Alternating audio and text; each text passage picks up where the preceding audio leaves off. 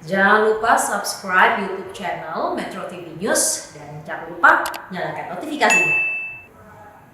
Lantas apa saja tantangan dan pekerjaan rumah yang harus dihadapi Komjen Pol Agus Andrianto setelah ditunjuk sebagai Kabareskrim Polri? Sudah bersama kami Bambang Rukminto, pengamat kepolisian dari ISES, dan juga Pungki Indarti, Komisioner Kompolnas.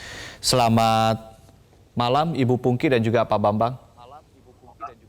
Selamat malam, Mas.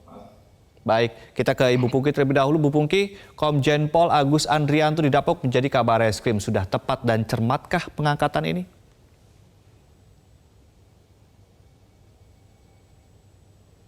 Ya, jadi pengalaman beliau sudah lama sehingga ketika beliau kemudian ditunjuk menjadi Kabareskrim itu satu langkah yang tepat. Artinya jangan sampai misalnya Kabareskrim nggak punya latar belakang pengalaman reserse kriminal, karena kalau terjadi seperti itu, wah itu gawat. Kita melihat memang salah satu yang menjadi tumpuan dari Polri adalah penegakan hukum. Nah, oleh karena itu Bareskrim dan Kabareskrim itu mesti harus diisi oleh orang-orang yang handal. Nah, kita melihat sebetulnya kalau tugas beratnya ya berat sekali, karena memang pertama banyak menangani kasus-kasus. Nah, laporan yang banyak disampaikan kepada Kompolnas yang berasal dari masyarakat itu keluhan 93% terkait reserse. Nah, oleh karena itu bagaimana Pak Agus Andrianto bisa memperbaiki lagi profesionalitas dan kinerja anggota-anggotanya di Bareskrim. Oke, kalau tadi kan dari unsur ketepatan, ini saya juga penasaran soal kecermatan ya dalam tanda kutip ya, karena kan Komjen Pol Agus kan senior dari Kapolri yang sekarang. Apakah pengangkatan ini juga sudah mengakomodir unsur soliditas di tubuh kepolisian? Kalau saya melihat seperti itu. Jadi memang Pak Listio Sigit ini kan meskipun beliau kalau dilihat dari jabatannya Komjen itu senior ya, tapi dilihat dari angkatannya beliau memang junior. Nah, oleh karena itu kita melihat dari kebiasaan-kebiasaan yang terjadi di Polri dalam rangka misalnya suksesi dan kemudian juga dalam rangka regenerasi di Polri, kita juga melihat sistem berjalan. Artinya Wanjakti itu juga turut andil besar di sini dalam melihat atau meneliti orang-orang yang mempunyai kapasitas yang cukup untuk duduk di sebuah jabatan. Jadi dilihat dari track record-nya, dilihat dari prestasi, dilihat dari pengalamannya, itu seperti itu. Dulu ketika zamannya Pak Tito misalnya, ketika beliau juga junior ya, zamannya Pak Tito, itu juga tetap mempertahankan senior-seniornya yang berprestasi untuk duduk di posisi tersebut. Seperti itu. Baik, kita ke Pak Bambang. Pak Bambang, apa tanggapan Anda terkait dengan kecermatan dan juga ketepatan dalam pengangkatan Kabareskrim ini, plus juga soal soliditas di tubuh Polri? Saya rasa memang kemarin sempat agak lama pemilihan Kabareskrim ini ya. Di situ intinya ada terjadi semacam dialog bagaimana tarik ulur antara pilihan dari Pak Sigit dengan Wanjakti yang kebetulan banyak diisi oleh senior-seniornya. Tapi saya rasa dengan pemilihan Pak Agus Andrianto ini sebagai Kabareskrim tentunya adalah pilihan terbaik bagaimana mengakomodasi para seniornya, senior dari Pak Listio. Ke depan ini juga menjadi catatan penting bagaimana para senior di petinggi Polri ini bisa mendukung juniornya yang menjadi komandannya, pucuk pimpinan tertinggi ya Pak, yakni Pak Listio ini bagaimana mendukung program-program yang sudah disampaikan Pak Listio terkait dengan jargon presisi, prediktif, responsibilitas, dan transparansi berkeadilan itu. Ya, Pak Bambang, kalau dilihat dari sosok dari Kabareskrim ini, apa yang Anda lihat dari sosok Kabareskrim yang baru ini? Pak Agus Andrianto sebelumnya di Baharkam ya. Pak Agus Andrianto ketika menjadi Kabaharkam muncul peraturan Kapolri tentang Pam Swakarsa. Tentunya ini nanti ke depan sebagai Kabareskrim beliau juga akan mengawal peraturan Kapolri yang diinisiasi oleh beliau waktu ketika menjadi Kabaharkam gitu. Baik, terkait PR nih Pak Bambang, tantangan dan juga PR untuk Kabareskrim yang baru ini apa saja Pak? Eh, kita tidak terlalu jauh untuk melihat apa saja tantangan-tantangan yang PR-PR yang sudah dilakukan, yang menjadi PR utama dari Polri. Sorotan masyarakat tentunya seperti kita ketahui, masyarakat kita ini seringkali lupa dengan kasus-kasus yang lama. Tetapi kasus-kasus pendek yang sekarang ini menjadi perhatian masyarakat terkait korupsi buronan yang masih buron, Harun Masiku yang masih menjadi PR besar dari Bareskrim. Kemudian terkait dengan penembakan kasus di Tol Cipali yang kemarin terjadi korban 6 orang. Terus yang terakhir ini juga terkait dengan Sat Narkoba yang kemarin ada Kapolsek yang terkena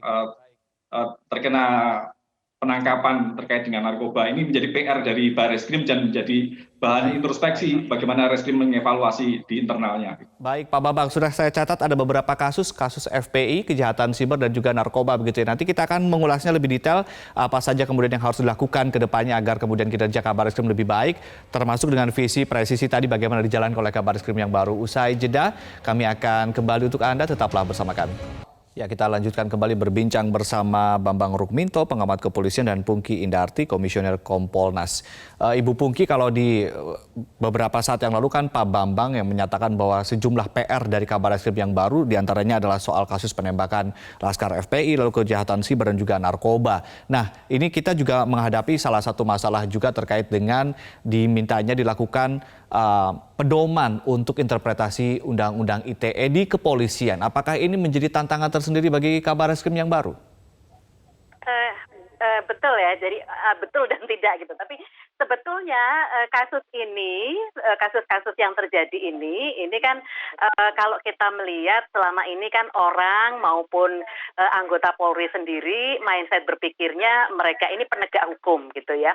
Nah, kemudian tanda petik lupa dengan tugas Harkamtibmas. Jadi tugas-tugas preventif, preemptif itu mungkin dilupakan gitu. Jadi yang lebih dikedepankan memang penegakan hukum. Nah, oleh karena itu ketika kemudian ada kritik-kritik termasuk juga terkait dengan penerapan Undang-Undang ITE yang dianggap terlalu represif begitu dan kemudian polisi diminta untuk selektif, maka kemudian kembali ingat bahwa memang polisi punya diskresi dan penegakan hukum itu adalah ultimum remedium, jadi bukan premium remedium. Jadi harus mengubah mindset berpikir. Nah, oleh karena itu saya setuju ketika kemudian polisi juga diharuskan selektif dalam memproses kasus, termasuk juga selektif dalam melakukan penahanan orang, apalagi kaitannya dengan COVID-19 dan juga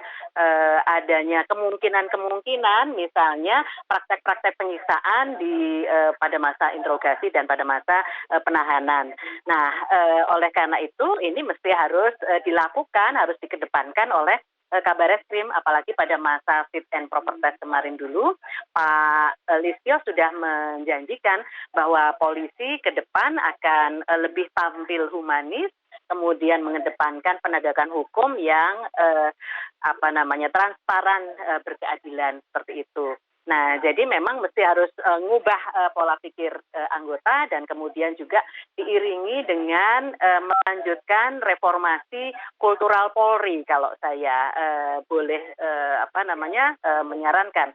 Karena reformasi kultural Polri itu merupakan amanat reformasi dan mengharuskan polisi untuk menjadi polisi yang humanis, tidak menggunakan kekerasan. Kemudian oleh karena itu perlu ada pencegahan-pencegahan. Misalnya anggota dibekali dengan pemahaman yang utuh terkait dengan hak asasi manusia. Jadi perkap hak asasi manusia mesti harus dilaksanakan dengan baik.